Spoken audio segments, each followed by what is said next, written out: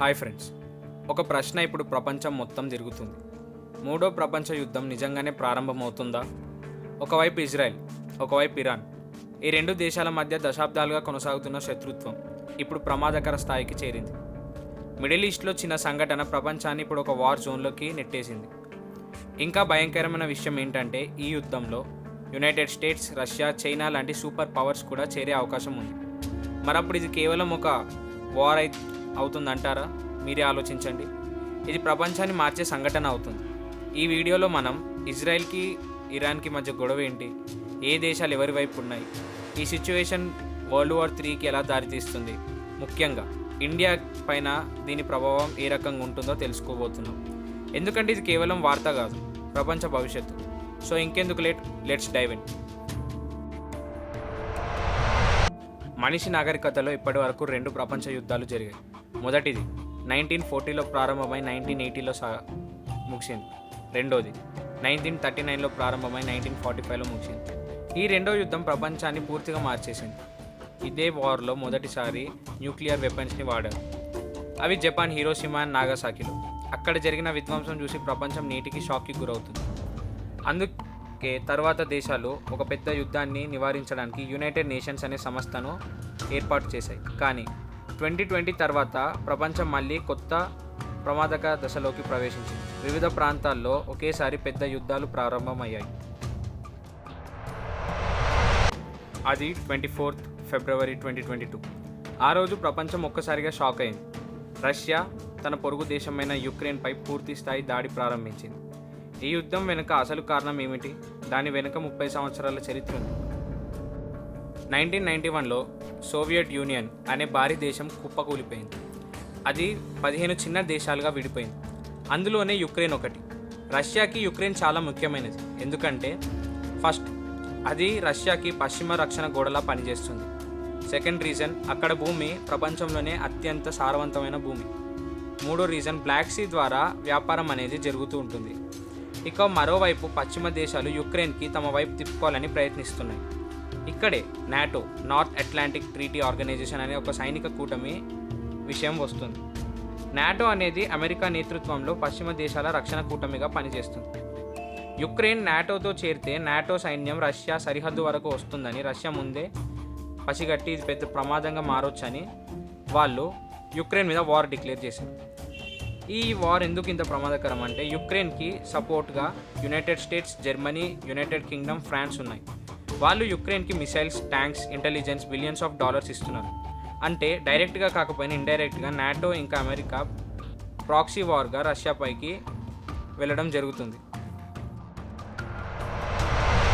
ప్రస్తుతం ప్రపంచాన్ని అత్యంత ఆందోళనకు గురి చేస్తున్న ఘర్షణ ఏదన్నా ఉందంటే అది మిడిల్ ఈస్ట్లో జరుగుతున్న ఇజ్రాయెల్ వర్సెస్ ఇరాన్ శత్రుత్వం.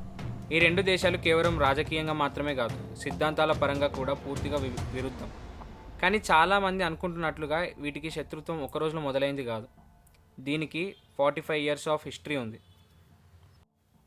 ఒకప్పుడు ఆశ్చర్యంగా అనిపించవచ్చు, కానీ ఇరాన్ మరియు ఇజ్రాయెల్ మిత్ర దేశాలు. 1948లో ఇజ్రాయెల్ దేశం ఏర్పడిన తర్వాత ఇరాన్ మొదటిగా దాన్ని గుర్తించిన మిడిల్ ఈస్ట్ దేశంలో ఒకటి. కానీ 1979లో ఇరాన్లో ఒక పెద్ద రాజకీయ విప్లవం జరిగింది. దాన్ని అంటారు ఇరానియన్ రెవల్యూషన్. ఈ విప్లవం తర్వాత ఇరాన్లో ఒక ఇస్లామిక్ ప్రభుత్వం ఏర్పడింది. ఇది ఒక కొత్త ప్రభుత్వం. ఇది అమెరికాకి మరియు ఇజ్రాయెల్కి వ్యతిరేకంగా మారింది.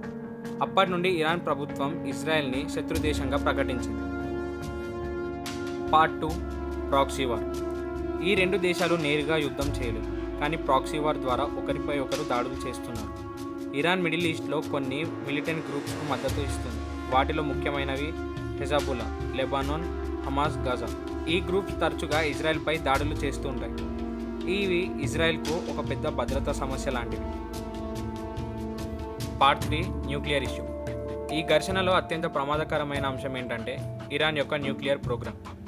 ఇజ్రాయెల్కి ఒక పెద్ద భయం ఏంటంటే ఇరాన్ దగ్గర ఉన్న న్యూక్లియర్ వెపన్స్. అవి అలా తయారు చేస్తూ ఉంటే ఇజ్రాయెల్ దగ్గర లేని సోర్సెస్ వల్ల ఇరాన్ ఏదో రోజు ఆ న్యూక్లియర్ వెపన్స్తోని వాళ్ళ మీదకి దాడికి రావచ్చు అన్న ఉద్దేశంతో వాళ్ళు సీక్రెట్గా చాలా సంవత్సరాల పాటు వాళ్ళ న్యూక్లియర్ ఫెసిలిటీస్ని డ్యామేజ్ చేస్తూ వచ్చారు. Part 4, recent escalation. ఈ శత్రుత్వం 2024లో ఒక పెద్ద మలుపు తీసుకుంది. ఇజ్రాయెల్ డమాస్కస్లోని ఇరానియన్ డిప్లొమాటిక్ కాంపౌండ్పై దాడి చేసింది. దానికి ప్రతీకారంగా 2024 ఏప్రిల్లో ఇరాన్ మొదటిసారి ఇజ్రాయెల్పై భారీ మిసైల్ మరియు డ్రోన్స్ దాడి చేశాయి. ఈ దాడిలో వందలాది మంది డ్రోన్స్ మరియు మిసైల్స్ వాడబడ్డాయి. అయితే ఇజ్రాయెల్ మరియు అమెరికా డిఫెన్స్ సిస్టమ్ వాటిలో చాలా వాటిని అడ్డగించబడ్డాయి. అంటే వార్ టర్మ్స్లో చెప్పాలంటే ఇంటర్సెప్ట్ చేశారని అర్థం. తర్వాత పరిస్థితి మరింత తీవ్రమయ్యింది. 2025లో ఇజ్రాయెల్ ఇరాన్లో న్యూక్లియర్ మరియు మిలిటరీ సైట్స్పై భారీ ఎయిర్ స్ట్రైక్స్ చేసింది. ఈ ఆపరేషన్లో 200 ఫ్లైట్ జెట్స్ అలాగే 100 టార్గెట్స్ అటాక్ చేయబడ్డాయి. ఈ సంఘటన మిడిల్ ఈస్ట్లో పెద్ద విధ్వంసాన్ని సృష్టించింది. Part 5 global impact. ఈ యుద్ధంలో కేవలం 2 దేశాల మధ్యలో కాదు, ఇది ప్రపంచానికి కూడా ఒక పెద్ద ప్రభావం చూపే సిచ్యువేషన్ అవుతుంది. ఫర్ ఎగ్జాంపుల్, మిడిల్ ఈస్ట్లో ఒక ప్లేస్ ఉంది, స్ట్రెయిట్ ఆఫ్ హార్మస్ అనే సముద్ర మార్గం. ఇక్కడ ఏంటంటే వరల్డ్ మొత్తంలో ఉన్న 30% ఆఫ్ ది ఆయిల్ సప్లై అనేది ఇక్కడ నుండే అవుతుంది, ఇక్కడ నుండే వెళ్తుంది. సో ఈ ప్రాంతంలో వార్ కనుక జరిగితే ఆయిల్ ప్రైజెస్ పెరిగే ఛాన్సెస్ ఉంటాయి. గ్లోబల్ ఇన్ఫ్లేషన్ అంటే ప్రపంచం మొత్తం కొరత అనేది జరుగుతుంది. అలాగే ట్రేడ్ రూట్స్ అనేవి దెబ్బతింటాయి. ఇది ప్రపంచ ఆర్థిక వ్యవస్థను కూడా ప్రభావితం చేయవచ్చు. కానీ ఇక్కడ ప్రశ్న ఏమిటంటే ఇరాన్ మరియు ఇజ్రాయెల్ యుద్ధం ఎలా వరల్డ్ వార్గా మారుతుంది? దానికి కారణం అలయన్సెస్ అంటే కూటమి. ఇజ్రాయెల్కి మద్దతు యుఎస్ ఇంకా వెస్టర్న్ అలయన్స్, అలాగే ఇరాన్కి దగ్గరగా ఉన్న దేశాలు రష్యా, చైనా. ఈ 2 దేశాలు డైరెక్ట్గా యుద్ధంలోకి దిగితే సూపర్ పవర్స్ని లాగే అవకాశం కూడా ఉంది. అదే పరిస్థితి ఈ యుద్ధాన్ని దారితీస్తుంది. మిడిల్ ఈస్ట్లో ఈ అగ్నిపర్వతం ఎప్పుడు పేలుతుందో ప్రపంచం భయంతో ఎదురుచూస్తుంది. కానీ ఇదొక్కటే ప్రమాదం కాదు, ఏషియాలో మరో పెద్ద ఘర్షణ పాయింట్ కూడా ఉంది. అదే చైనా వర్సెస్ తైవాన్. ఏషియాలో మరో పెద్ద ఘర్షణ పాయింట్ చైనా మరియు తైవాన్. చైనా తైవాన్ని తన దేశ భాగంగా భావిస్తుంది, కానీ తైవాన్ తనను ఒక స్వాతంత్ర దేశంగా చూస్తుంది. తైవాన్ ఎందుకు అంత ముఖ్యమైందంటే ప్రపంచంలో అత్యంత అడ్వాన్స్డ్ సెమీకండక్టర్ చిప్స్ ఇక్కడే తయారవుతాయి. ఈ చిప్స్ లేకుండా స్మార్ట్ ఫోన్స్, కంప్యూటర్స్ మరి ఎలాంటి ఎలక్ట్రానిక్ గ్యాడ్జెట్స్ కూడా పనిచేయవు. తైవాన్పై చైనా దాడి చేస్తే ప్రపంచ ఆర్థిక వ్యవస్థ ఒక్కసారిగా కుప్పకూలిపోవచ్చు. మరి దీని మీద మీరేమంటారు? మీ ఒపీనియన్ కామెంట్లో తెలపండి. ఇండియా ప్రస్తుతం ప్రపంచంలో అత్యంత కీలక దేశాల్లో ఒకటి. ఇండియా ప్రత్యేకత ఏమిటంటే యుఎస్తో మంచి సంబంధాలు ఉన్నాయి, రష్యాతో డిఫెన్స్లో మంచి సంబంధాలు ఉన్నాయి, మిడిల్ ఈస్ట్లో ఎనర్జీ సోర్సెస్తో మంచి సంబంధాలు ఉన్నాయి. సో ఇక్కడ మనం అర్థం చేసుకోవచ్చు మన ఇండియా ఎంత ఒక బ్యాలెన్సింగ్ పవర్గా మారింది. వరల్డ్ వార్ జరిగితే మన దేశంపై ఎంత ప్రభావం పడుతుందో తెలుసుకుందాం. ఆయిల్ ధరలు భారీగా పెరుగుతాయి, గ్లోబల్ ట్రేడ్ దెబ్బతింటుంది, ఇండియన్ ఓషన్ పై సైనికుల ఉద్రిక్తలు అనేవి పెరుగుతాయి, భారత ఆర్థిక వ్యవస్థపై ఒత్తిడి పడే అవకాశం కూడా ఉంది. ప్రస్తుతం పరిస్థితి ప్రమాదకరంగా ఉన్న వరల్డ్ వార్ 3 వెంటనే ప్రారంభం అవ్వదు అని చెప్పి చాలామంది ఎక్స్పర్ట్స్ చెప్తున్నా కానీ కొన్ని సంఘటనలు జరిగితే మాత్రం పరిస్థితి పూర్తిగా చేంజ్ అయ్యే అవకాశం ఉంది. చైనా తైవాన్పై దాడి చేయడం కానీ, నాటో రష్యా క్లాష్ కానీ, లేదా ఇప్పుడు అవుతున్న ఇరాన్ ఇజ్రాయెల్ వార్ అనేది ఇంకా తారాస్థాయికి చేరిన, లేదా మన నార్త్ కొరియా నుండి ఏదైనా న్యూక్లియర్ అటాక్ వచ్చినా కానీ, ఇవన్నీ జరిగితే ప్రపంచంలో 3వ ప్రపంచ యుద్ధాన్ని చూడడానికి మనమంతా రెడీగా ఉండాలి. సో ప్రపంచం ప్రస్తుతం ఒక డేంజరస్ సిచ్యువేషన్, ఇంబ్యాలెన్స్ సిచ్యువేషన్ ఉంది. దేశాలు ఆయుధాలు పెంచుకుంటున్నాయి, సైన్యాలు సిద్ధమవుతున్నాయి, రాజకీయాలు మరింత తీవ్రంగా మారుతున్నాయి. కానీ ఒక్క ఆశ ఏంటంటే డిప్లొమసీ, దౌత్యనీతి అంటే నెగోషియేషన్ మన భాషలో చెప్పాలంటే.